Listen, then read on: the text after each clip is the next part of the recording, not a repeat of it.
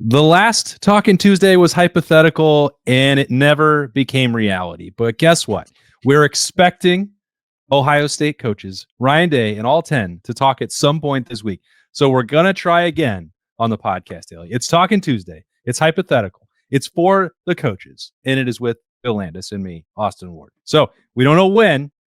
Could be later this week. Probably not going to be today, which is Tuesday. But we do think we're going to hear from the Ohio State coaches pre-spring break and pre the start of spring camp, which is 13 days away. Yeah. It'll be good to check back in with the coaching staff, which you guys have been doing it on the 24 Ever series, but mostly looking back.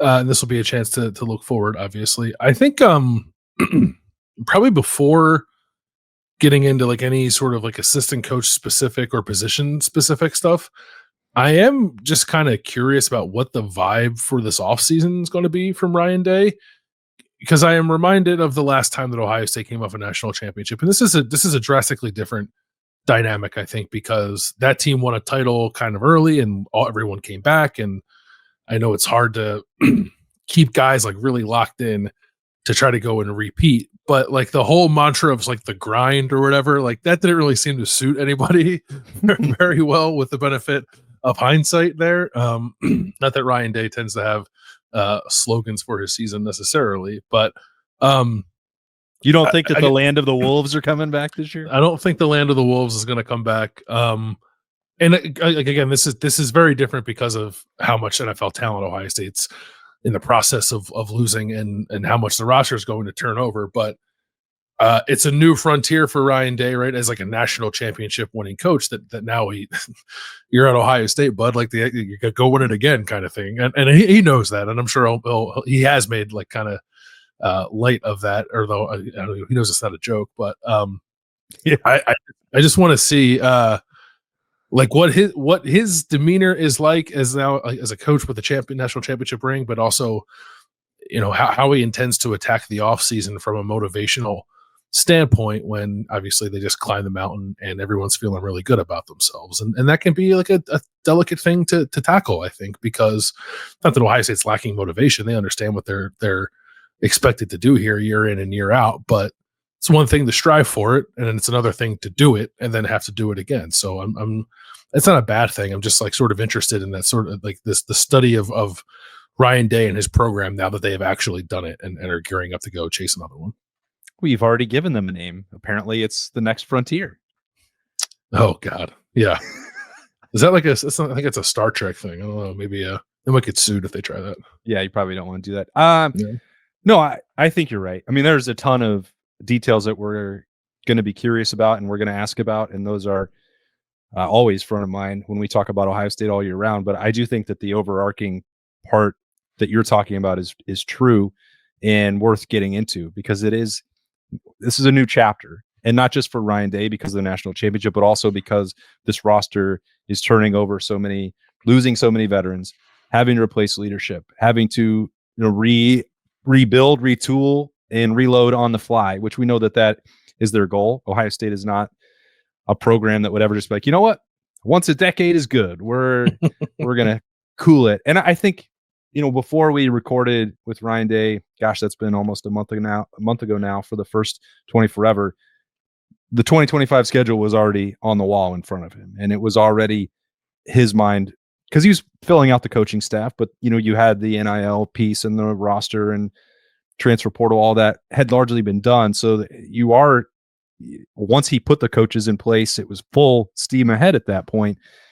And talking to some of the other folks that we've been fortunate enough to be around over the last couple of weeks, episode 4, when it comes out this week, will be with Matt Guerreri. Like you'll notice from that, he's having a hard time like thinking about 2024 at this point, because it's on to the next thing for Ohio State. And, 6 or 7 weeks for us is like a snap of the fingers, but for coaches, it's like, well, that's forever. That's a huge chunk of the calendar. Yeah. And you want to get to spring ball. You want to go out there and win another game. And, they want to end the losing streak to Michigan. They want to get back in the college football playoff. Ryan Day was talking about it even at the national championship celebration, like go win another one. That is the way Ohio State handles its business. But, we have seen at different periods throughout Ryan Day's career, like whether, sometimes purposefully, sometimes seemingly on accident in the negative, like different personality shifts, different emphasis in terms of the way he handles press conferences, practices, meetings. Like, what does this team need? What does it need from Ryan Day? It's what does this coaching staff need from him? It's going to be different now, and not because necessarily of the national championship, but the situation that this team is in as it turns the page from it is going to look very different. And the coaching staff below him reflects that as well. Yeah, I think, I guess the national championship though does give Ryan Day, and it's not that like clearly this team respected him. You don't win a national championship without it, but now that he has that, and especially with a lot of younger guys, I would imagine that sort of like everything he says and every direction he lays out there for what he hopes this season looks like kind of hits the players a little harder because of what now Ryan Day has accomplished and what Ohio State sort of is in the college football world right now, which is the top program in the sport, I think, unequivocally. So that's just to say that, like, I'm not like worried about Ryan Day like striking the wrong tone necessarily. It's more just curiosity and nothing other than that of what exactly the tone is. And I wouldn't pretend to know what the right one would be. I'm not in that job, but I think like you make a good point. The coaches understand, like, they'll revel in the title a little bit. Like when they go on vacation, they might think back on it some, but they turn around and lock in pretty quickly on whatever's next because it's their livelihood and that's what it's expected of them. And it might take players slightly longer to do that because they're teenagers going into their 20s, and that's the way that those minds work. And that's okay. But as long as everyone, at a certain point in this offseason, I guess, gets on the same page on exactly how to attack what a repeat run looks like, then that's fine. And I'm sure, Ryan Day isn't short on mentors to lean on either to find that right path if he wants to. But I actually don't even know that he needs to, because he seems like he's got it all pretty figured out. Case in point, he's got a national championship ring now. So it's just like, it's like coaches evolve, right? And I guess like we as people who cover Ohio State are in an interesting position to like watch the evolution of Ryan Day, because he's only ever been here as a head coach. It's not like he was somewhere else and came to Ohio State established as something as a head coach. So we've gotten to watch this, I guess, from his perspective, for better and for worse, over the last 6 years. But now we're just kind of like into the next stage of that. I find it all fascinating. I think all of it will end up being good for Ohio State, but it's just kind of cool to see a different era of this program and this head coach now. I think the comparisons and projection to 2015 are really interesting. You brought that up. I mean, that was because they did it, quote unquote, a year ahead of schedule. You had all those guys coming back from sophomores into junior years, and like in other circumstances, they may have, if they had been a year older, probably would not have returned. They would have gone to the NFL. And there were a lot of guys that seemed complacent and checked out at times until it was too late for them to try and go back to back. It was almost like they assumed that was going to happen because they were more talented than everybody else. But that will not be the situation for the 2025 Buckeyes, because, when we're talking about virtually every position group, most prominently at quarterback, but also everywhere else, like these guys are going to be doing it as starters or rotation regulars for the first time. So there's going to be that hunger for them that Caleb Downs, I don't really think that complacency exists in his world. I don't think that is a thing that Jeremiah Smith has ever even heard of. Those are the key. Sonny Styles, same deal. Like the ones that are coming back, I don't think that there's much risk of that. Now we're going to find out how their offseason went. What's the next step? How does spring ball look? What game, against Texas, we'll see what that all looks like. That's down the road, but this is a new challenge for everybody. That includes Ryan Day. But a lot of these guys that we're going to be watching in spring ball in a couple of weeks are going to be trying to carve their own path and do their own things for the first time. And that's not a guarantee of anything, but I do think that may help in terms of turning the page for 2025 quickly, which, that's a fine spot to be in if you're Ohio State. Definitely. And I think it'll be good too. And Friday, hopefully this happens. I think it'll be a good opportunity to kind of gauge who the guys are who are going to push that forward. You mentioned a couple of the obvious ones there, Caleb Downs and Jeremiah Smith. I think we have said to like Sonny Styles and Brandon Ennis are probably part of that too. But who is it beyond that? And that can be a question for Ryan Day, who's like stood up to him, I guess, via reports from Mick Marotti in these winter conditioning periods, but also the individual position groups too. Even like to find out, like sort of to a man, who the quote unquote unit leaders are, right, for each position group. I think it's just like it'll be. It's not like important necessarily for us to define that now as people who cover the team. It's more important, I think, that Ohio State knows who that is, like by the time the game starts in August. But how that's shaping up now, I think, will be instructive, because if it's a lot of names and you start to think to yourself like, oh boy, this team's in pretty good shape. If it's not, that's okay, because I think there's a core of 5 to 8 that I think we could identify pretty easily, even being on the outside of it. But that will go a long way in sort of setting the tone for what the offseason is, because even though guys like the ones we just mentioned all have championship rings, a couple of them are still stepping up in the much larger roles this year. So like yes, they have it, but it'd be something different to get another one when their role is more defined and larger within the team. So I'd imagine that's a pretty strong motivational point for a lot of these guys. I can hear it now. This is what's interesting to Austin and Bill, and they don't want to talk about Matt Patricia. Of course we want to talk about Matt Patricia. Of course we want to know why Tyler Bowen was picked. Yeah, we got a lot of questions. Yeah. We got a lot of questions beyond that. I think that's just, as it's hard, I think, to sit here after the length of covering the season without, like, yes, we weren't playing, we weren't competing, we didn't win the national championship ourselves, all those things, but like once it still feels like 2024 and the national championship is like not over. You're just in it for so long, and I don't know what the proper amount of time is for the fans to enjoy it. But especially in doing this series and like talking with the coaches and reflecting on all the other stuff that we want to cover from the team that won, it's like I only just now feel like I'm in that mind space. Even when they were hiring Matt Patricia and Tyler Bowen and elevating Brian Hartline, it's like, really, like, why is this happening right now? Just relax, like enjoy the national championship. And now it's like it's into March, and it's less than 2 weeks to spring ball, and you think about the roster, and we've been talking about it, and we've been talking about the moves as they happen. It's only like now just starting to feel real for like, all right, now let's shift gears. Now let's talk about the decisions you made and put, like, because I think you could look at the moves they made in February and be like, it's not high stakes, it's not life or death, because they just accomplished this. And I know that's maybe sounds stupid or wrong or foolish or all of the above, but 6-7 weeks, that's enough. Now let's turn to 2025. Yeah, no, I have definitely at times over the last couple, I guess, like month and a half, struggled a little bit with, like, I just want Ohio State fans to enjoy the fact that they won a national championship. We can figure all the other stuff out later. But I'm also like increasingly getting the sense from Ohio State fans that, like, while they're not like pushing the national championship to the rear view necessarily, like they're excited about spring ball too, and it is around the corner. So I think it's okay to kind of refocus on the on the future, and not as much on what just happened, even though it was really exciting. But I don't.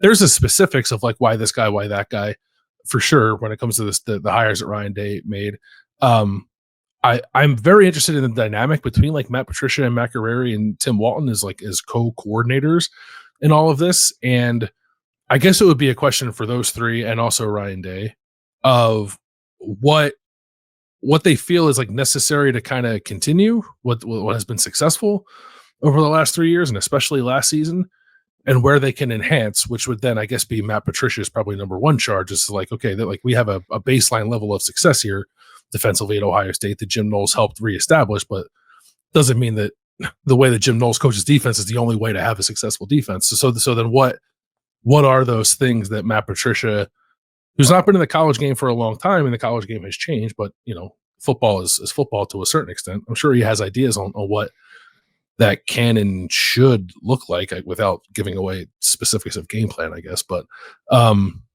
it's just an interesting kind of like marriage between two guys who specialize in the back end of the defense with Walton and Guerrieri, who have been part of a system that's been quite successful, and the guy sort of overseeing all of it, who in theory is bringing in kind of something new, and how you kind of meld all those ideas together to find what can be the most successful defense for Ohio State.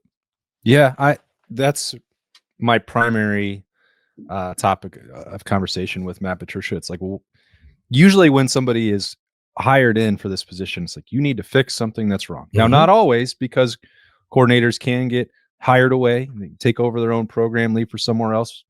Certainly that happens. But I think generally it is more common for someone to have to come in and fix what their predecessor was doing wrong. Well, Ohio State won a national championship and Jim Knowles had the number one defense in the country. So as you said, he was doing something right.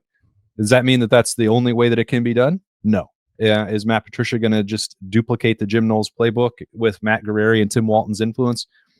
Partially, probably not entirely. So what changes need to be made? How does the personnel reflect that? What would they like to run? What's the ideal defense for Matt Patricia? I think a lot of what we've been working on recently was, his appearance on the Julian Edelman podcast was like, well, here's the personnel we had on this year. We did this and that in New England and adapted on a year-by-year basis, which I think should be pretty encouraging to Ohio State fans. Or, if you want to be skeptical of the hire, I certainly understand, and anyone can feel however they want. I was skeptical or surprised when that moment happened. Part of that was listening to, like, well, what does he want to do here? And I don't know. I'd like to hear it directly from him now that he is the Ohio State defensive coordinator and what he sees as the best path forward. Will he hand over the playbook to us at some point this week? Of course not. Will we see it? Yeah. Will we see it in great detail throughout 15 spring practices? I don't know. Maybe not. Maybe not, because some guys are not going to need a bunch of reps, the veterans, but there are also young people who haven't been in these prominent roles that we talked about to start, the podcast daily today. So, what Matt Patricia views as his charge, I think is interesting. How much he thinks needs to be changed, I think is very interesting, because certainly you could look at Ohio State's defense and say nothing and be like, well, that makes sense to me too. But this happened even in just that 2-week window with Bill O'Brien when he came in, and Ryan Day was just gushing about, well, he saw this and he looked at the film and the changes that can be made. And that won't mean that Matt Patricia is saying that Jim Knowles did something wrong, but say everyone is going to have their own view on what could be done better. And you hear this word a lot. I think you said it. You hear it from coaches, enhancing it. That's hard when you're starting at number one, because there's really nowhere to go, but there is nowhere to go. You can't go up from there. You can only go down or stay the same.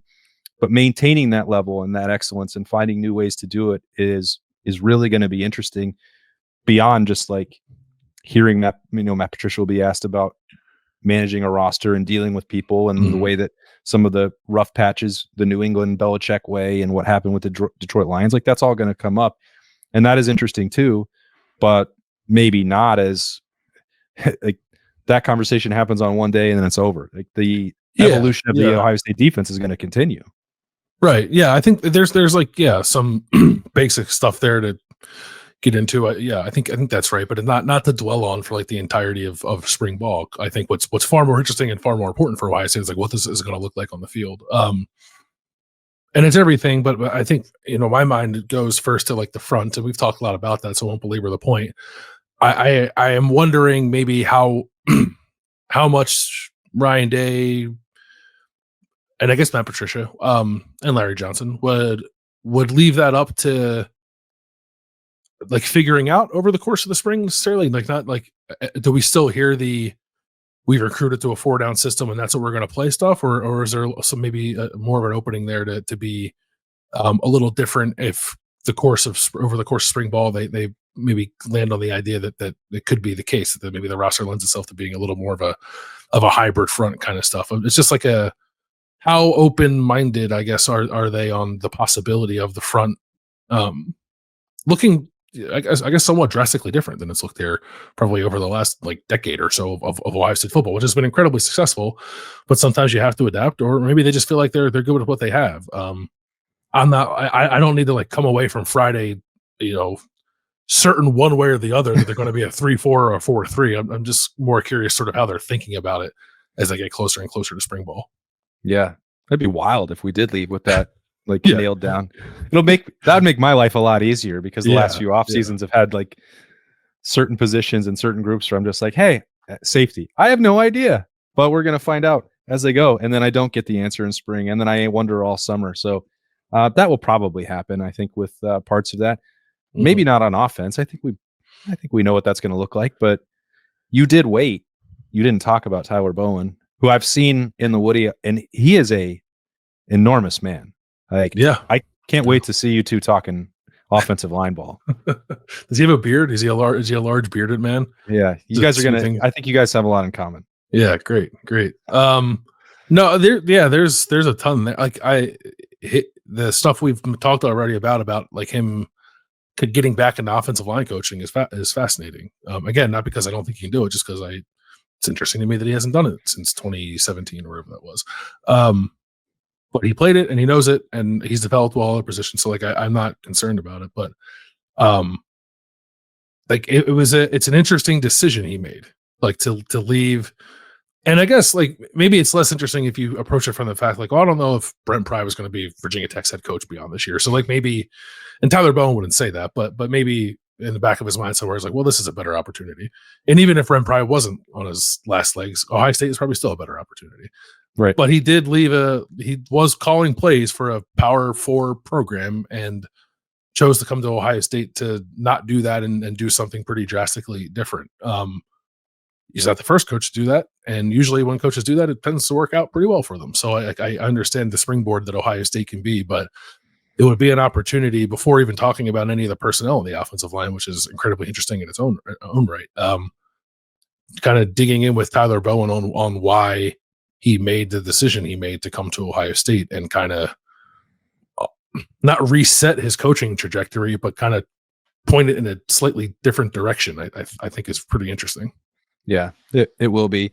And then, I'm sure Brian Hartline is just thrilled that the opportunity is out there for us to ask him again about play calling, because he seemed to have a great time with that 2 years ago.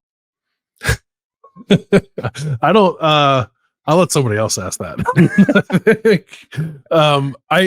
But wasn't it interesting to you? Like I thought all of what you guys have done with the 2020 Forever series has been really good, but still the thing that resonates with me the most is like how Ryan Day went out of his way in that first episode to tell us like the hand that Brian Hartline had specifically in that Jeremiah Smith touchdown, but just still like the growth that he has seen from him, like sort of unprompted.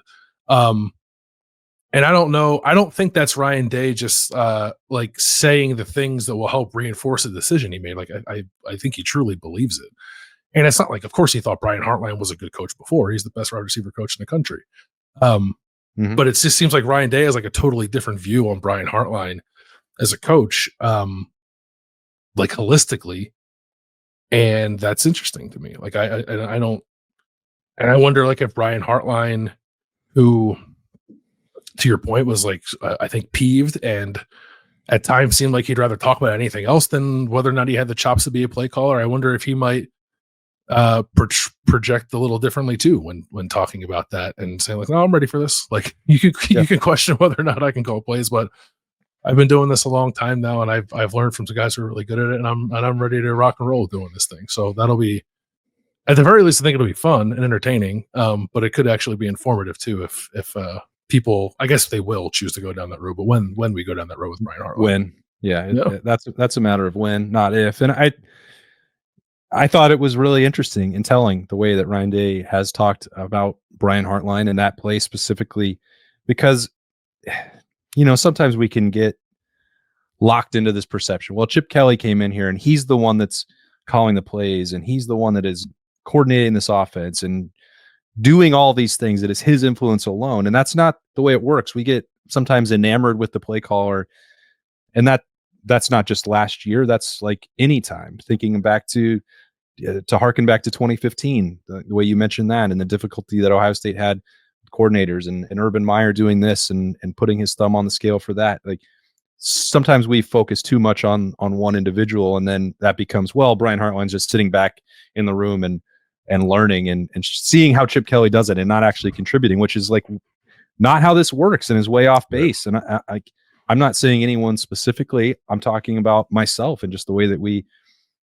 sometimes think about what these coaches are doing and what the meeting rooms are like. Cause we've not, I've never worked in one on a day in, day out basis. So I don't know. And sometimes my viewpoint of that can be oversimplified to the point of being incorrect. So like when it is pointed out, like Brian Hartline has been doing this, and this was a specific example that Ryan Day brought up and that we saw it implemented on the field. Like that's all great. That's the stuff that we live to hear. And I think that was clearly in the front of Ryan Day's mind as he weighed his choices for what to do once Chip Kelly left. Like, he is seeing Brian Hartline take the next steps in his career.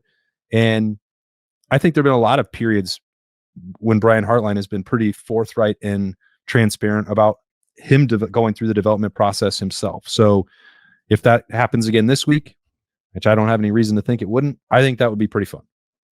Yeah, it would be. Again, it's like maybe people don't find that interesting, but I do. Like, we get to like watch these guys evolve, as I said about Ryan Day, but like that's also true of the assistant coaches and Brian Hartline. I don't know. Is Brian Hartline like the most interesting assistant coach in college football now because of what he's stepping up into? He will be under, and he knows this. He'll be under, I think, a pretty large magnifying glass, microscope, whatever, nationally from people who I don't know if people like question whether or not he was ready for it, because I don't think people nationally sort of know the intricacies of Ohio State well enough to question that one way or the other. But it's a high profile job, and he's new and he's never done it before. And I think that will come with it, with a high amount of scrutiny that he can handle, but good or bad, he's going to get talked about a lot. And how he kind of carries himself, I guess, like in his first opportunity with that new role could be interesting. Yeah. Looking forward to seeing that. I think it's going to be later in the week. Have a decently high level of confidence that it'll actually happen and that this won't have been a hypothetical Talking Tuesday for nothing, but we'll wait and see what is actually definitively put on the schedule. Anyway, we've got full content coming throughout the week as well. We have another 24-ever on the way with Matt Guerrieri. Think you're going to enjoy that. Another person with a lot of intrigue to talk about, given the way that Ryan Day spoke of him and then the sort of reconfiguration there for the defensive staff. So we'll get into all that as we roll along here on the Podcast Daily all week long, talking about the Buckeyes and all year long, as we always do. Thanks for joining us for a Talking Tuesday on the Podcast Daily. That is Bill Landis. I'm Austin Ward, and we will see you later.